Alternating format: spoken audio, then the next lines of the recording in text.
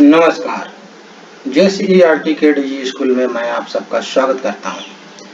प्यारे बच्चों, हम लोग कक्षा 8 का सामाजिक विज्ञान पढ़ रहे हैं और सामाजिक विज्ञान का पुस्तक हमारे संसाधन का अध्याय 5 उद्योग का यह तीसरे वीडियो है। बच्चों, इस वीडियो में हम लोग विश्व के प्रमुख उद्योगों के बारे में जानेंगे, जिसमें खासकर लोहा इस्पात उद्योग और सूती वस्त्र उद्योग के बारे में पढ़ेंगे। इसके बाद बच्चों, सूचना एवं प्रौद्योगिकी भी अब उद्योग का रूप लेते जा रहा है, इसको भी समझेंगे और अंत में औद्योगिक आपदाएं क्या होती है इस पर भी हम लोग चर्चा करेंगे। तो बच्चों, शुरू करते हैं विश्व के प्रमुख उद्योगों से। बच्चों, विश्व में लोहा इस्पात, सीमेंट, तेल शोधन, एल्युमिनियम, सूती वस्त्र, चीनी, जूट, चूना, प्रौद्योगिकी जैसे अनेकों उद्योगों का विकास हुआ है। इनमें लोहा इस्पात खनिज आधारित उद्योग है, सूती वस्त्र कृषि आधारित उद्योग है तथा सूचना प्रौद्योगिकी तकनीक आधारित उद्योग है।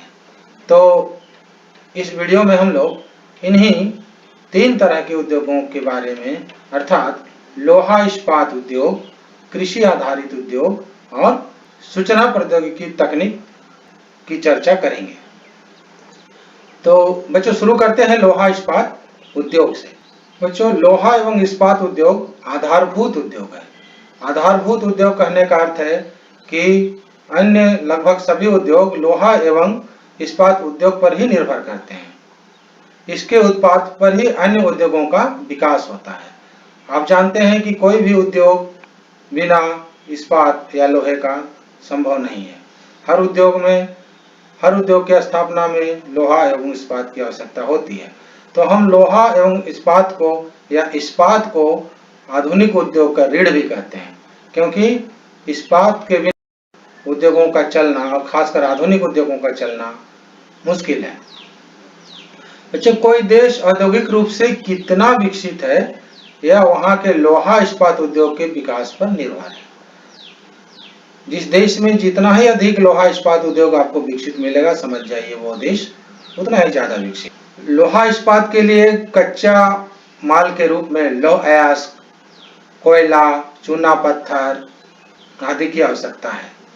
बच्चों, श्रम, पूंजी, भूमि, परिवहन इसके अन्य प्रमुख स्रोत हैं।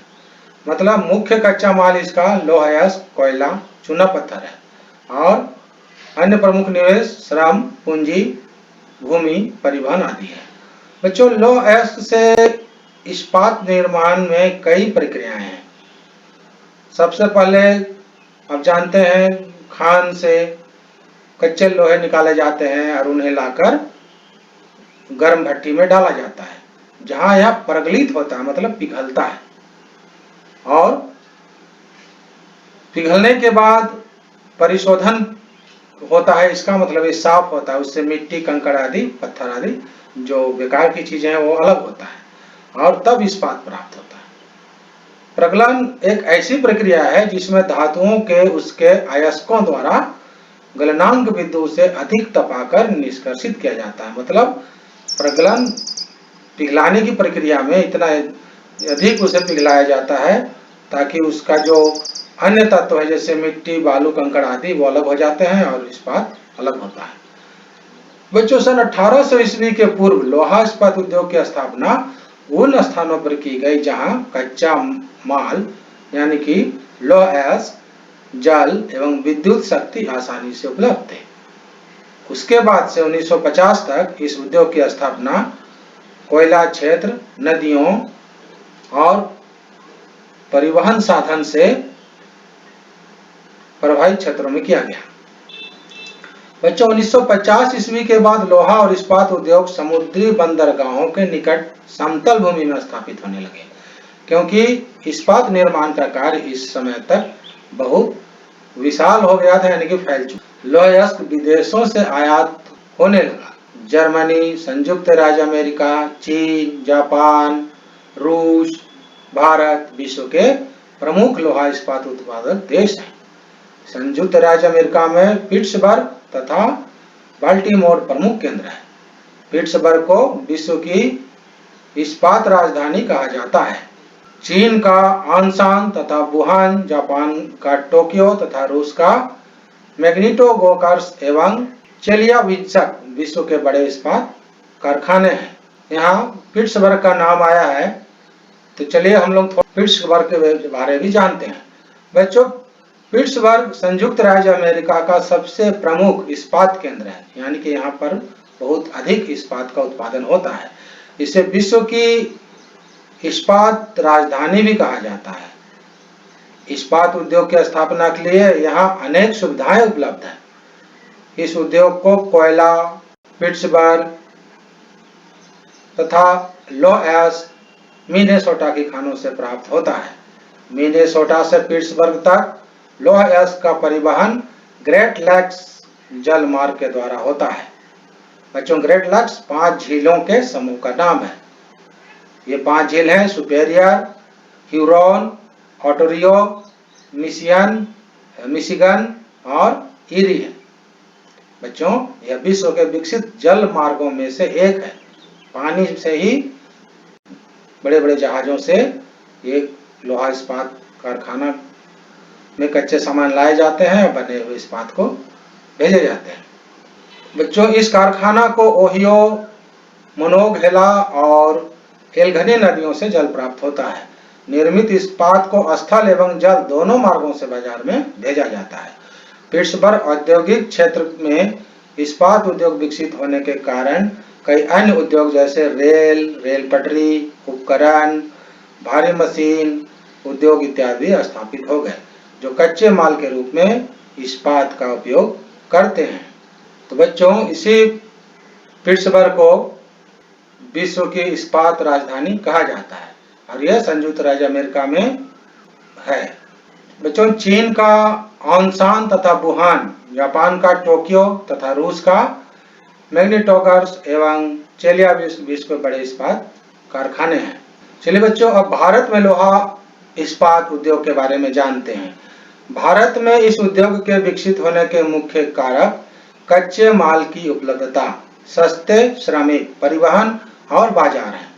लोहा एवं इस्पात उद्योग एक भारी तथा वजन ह्रास उद्योग है। ये यहाँ पर एक शब्द आया है बच्चों, भारी तथा वजन ह्रास उद्योग, मतलब अयस्क जितना डाला जाता है उतना इस्पात प्राप्त नहीं होता है, वजन में इसका ह्रास होता है। भारत में इस उद्योग का विकास छोटा नागपुर औद्योगिक प्रदेश में हुआ है। हम लोगों ने पूर्व में पढ़ा कि छोटा नागपुर औद्योगिक प्रदेश भी उद्योग के लिए प्रसिद्ध है। इस क्षेत्र के मुख्य इस्पात उद्योग जमशेदपुर, बोकारो, भिलाई, दुर्गापुर, राउरकेला में है। बच्चों, हालांकि राउरकेला तो उड़ीसा में स्थित, सेलम में भी इस्पात उद्योग के केंद्र विकसित हुए हैं। बच्चों, कई कारखाने दूसरे देशों के सहयोग से भी स्थापित किए गए हैं। इनमें भिलाई का कारखाना है जो रूस के सहयोग से स्थापित किया गया है। राउरकेला जो कि उड़ीसा में है, वो जर्मनी तथा दुर्गापुर को ब्रिटेन के सहयोग से स्थापित किया गया है। बच्चों, जमशेदपुर को भारत का पिट्सबर्ग कहा जाता है। अभी आपने पिट्सबर्ग के बारे में जाना, तो भारत का पिट्सबर्ग जमशेदपुर को कहा जाता है, इसको आप याद रखिएगा। बच्चों, सन 1907 ईस्वी में जमशेदजी टाटा के द्वारा स्वर्णरेखा और खरकई नदियों के संगम पर साक्षी नामक स्थान पर भारत के प्रथम आधुनिक लोहा इस्पात उद्योग की स्थापना की गई।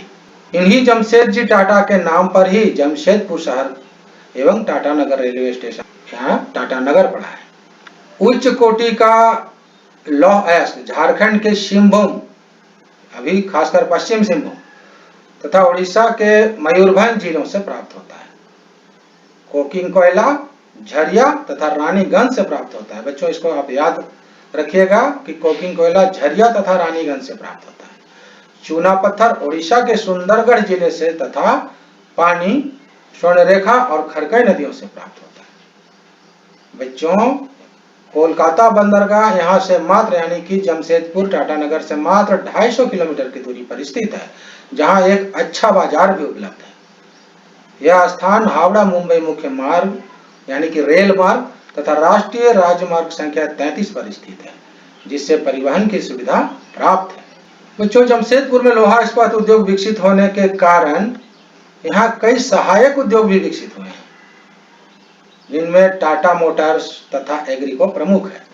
इन सहायक उद्योगों में रसायन, इंजन के पुर्जे, कृषि उपकरण, मशीनें, टीन की चादरें, केबल यानी कि केबल और तार का उत्पादन किया जाता है। बच्चों, यहाँ चित्र में आप लोहा इस्पात उद्योग का मुख्य गेट देख रहे हैं। यहाँ बच्चों जमशेदपुर में लोहा इस्पात उद्योग की अवस्थिति दिखाई गई है और यह एक रेखा चित्र है। आप वर्ग 6 में पढ़ चुके हैं कि रेखा चित्रण किसे कहेंगे, तो रेखा चित्र के माध्यम से जमशेदपुर को यहाँ दिखलाया गया है।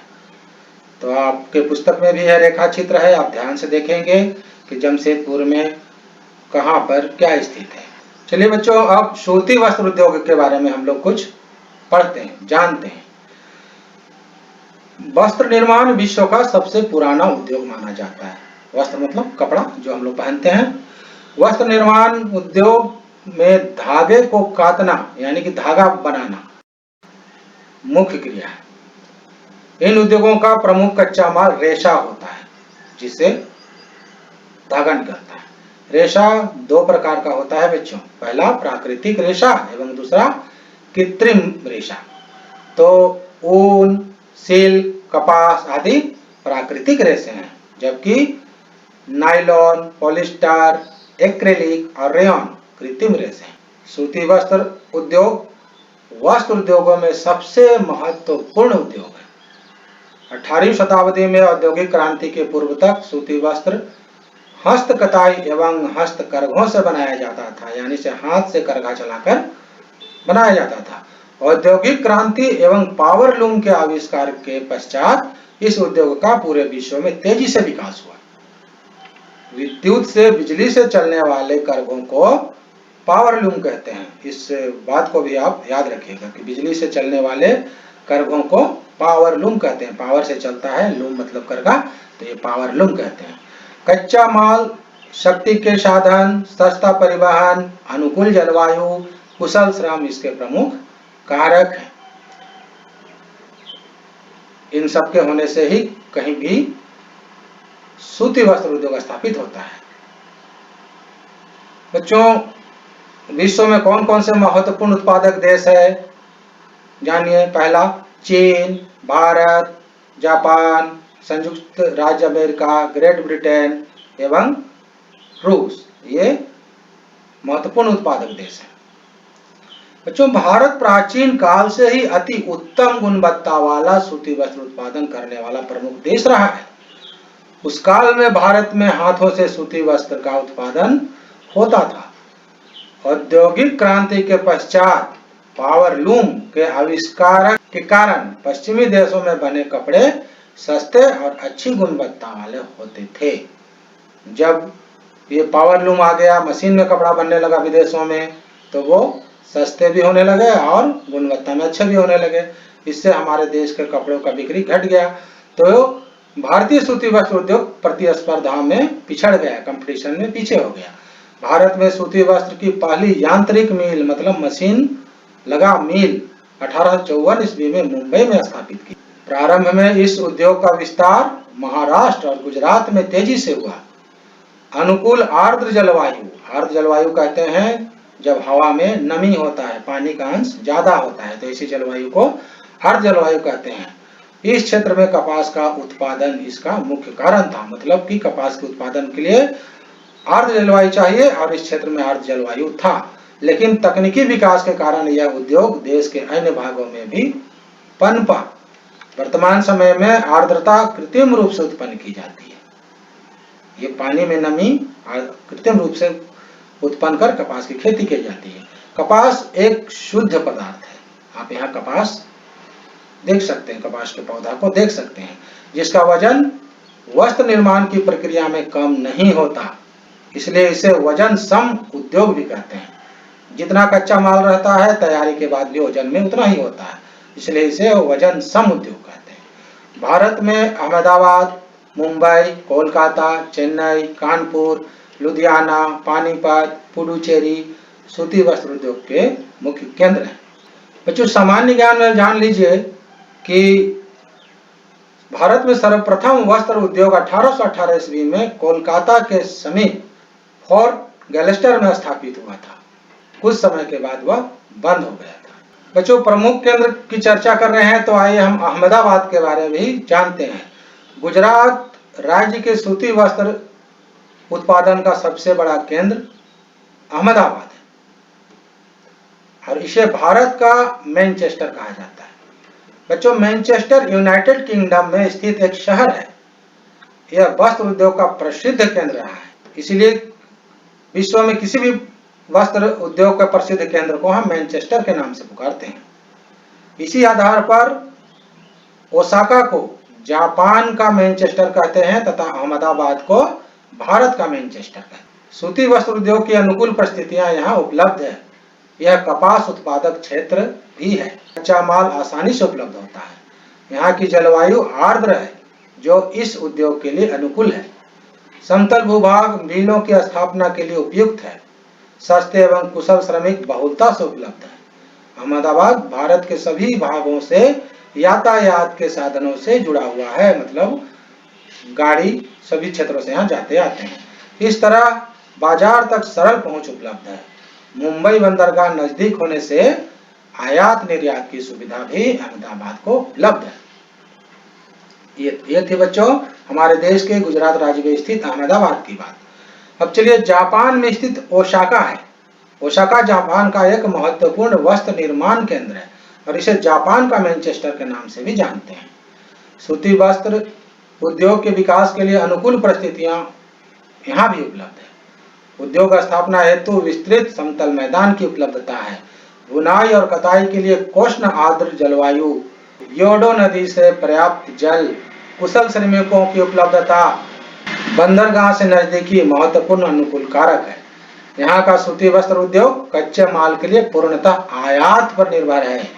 यहाँ पर मिस्र, भारत, चीन, संयुक्त राज्य अमेरिका से कपास आयात किया जाता है।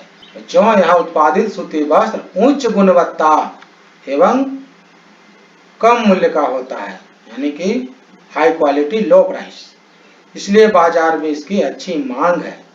तो ये था जापान का ओसाका, जिसे जापान का मैनचेस्टर का। बच्चों अब तीसरी उभरती प्रौद्योगिकी की बात करते हैं, उद्योग की बात करते हैं और यह है सूचना प्रौद्योगिकी।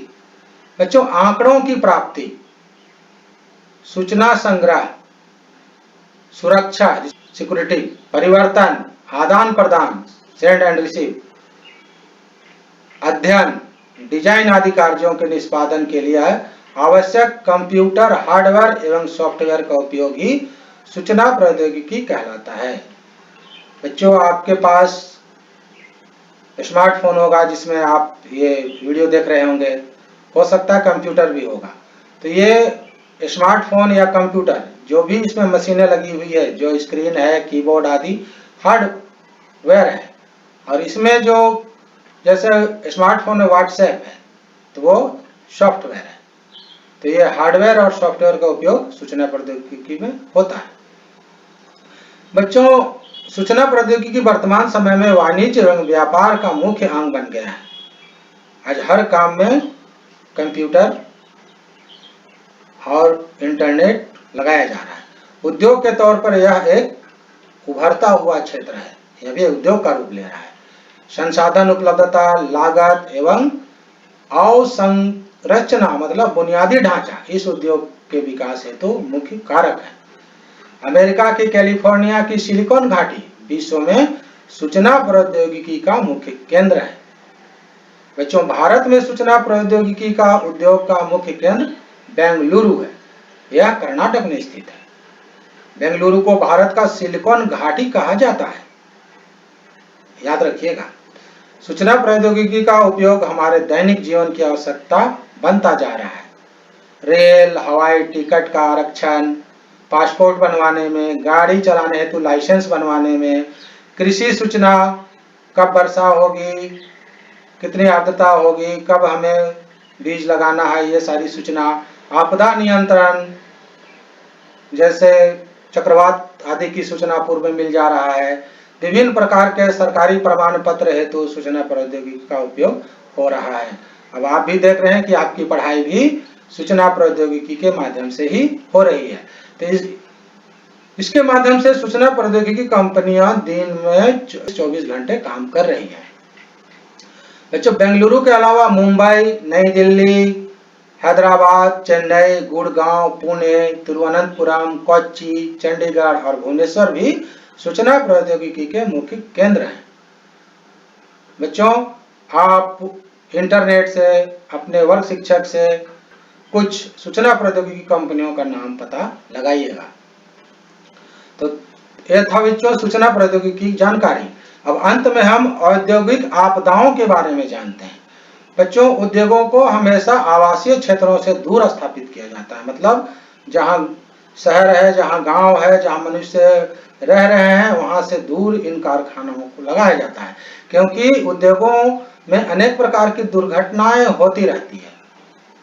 ये बड़े बड़े मशीन चल रहे हैं, इसमें जो विद्युत से, ऊर्जा से चल रहे हैं और रसायन इसमें उपयोग किए जाते हैं, तो हमेशा इसमें विस्फोट या लीकेज या दुर्घटनाएं होती रहती हैं। अच्छा, ऐसे ही एक दुर्घटना 1984 ईस्वी में यूनियन कार्बाइड कारखाना भोपाल में हुई थी, जिसमें जहरीले गैस से करीब 35,000 से भी ज्यादा लोगों की मृत्यु हो गई। तो बच्चों, ये इसके कुछ हानि तो हैं, कुछ आपदाएं तो इनके चलते आती है, लेकिन इसके बिना किसी भी स्थान, किसी भी देश और वहां के लोगों का विकास संभव नहीं है। तो बच्चों, इस अध्याय का यह अंतिम वीडियो था। आप उद्योग नामक अध्याय को बहुत ध्यान से पढ़िएगा। यह हमारे जीवन, हमारे देश, विश्व के विकास से जुड़ा हुआ है। तो पढ़ते रहिएगा। लिखने का अभ्यास बच्चों जारी रखिएगा। डेली, प्रतिदिन आपको लिखना है। खेलिएगा और खुश रहिएगा। बच्चों, अगला वीडियो इसी पाठ में दिया गया अभ्यास का होगा, उसे भी आप ध्यान से देखिएगा और स्वयं प्रश्नों का उत्तर देने का प्रयास कीजिएगा। धन्यवाद।